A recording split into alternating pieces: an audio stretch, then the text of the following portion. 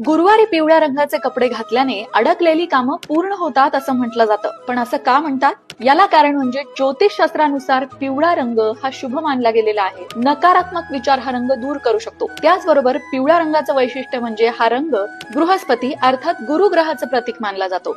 म्हणून तर ज्यांना गुरुचं पाठबळ नसतं अशांना पिवळ्या रंगाचे कपडे घालण्याचा सल्ला दिला जातो. मान्यतेनुसार पिवळ्या रंगात नैराश्यावर मात करण्याची क्षमता असते. मनशांती पिवळा रंग मिळवून देतो. म्हणूनच वास्तुशास्त्रानुसार देखील आपल्या बेडरूम मध्ये पिवळ्या रंगाच्या वस्तू किंवा पिवळ्या रंगाचे निसर्ग चित्र ठेवण्याचा सल्ला दिला जातो. हिंदू धर्मातही पिवळ्या रंगाला महत्व आहे, कारण लग्नातील हळदीपासून ते नवऱ्या मुलीच्या पिवळ्या साडीपर्यंत, त्याचबरोबर सौभाग्याचं प्रतीक असणाऱ्या कुंकवाला सुद्धा हळदीची जोड असते.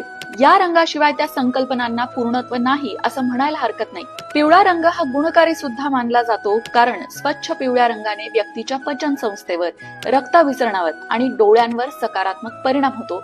म्हणून आपल्या संस्कृतीत, अध्यात्मात, आयुर्वेदात, विज्ञानात सगळीकडे पिवळ्या रंगाचा वापर दिसून येतो.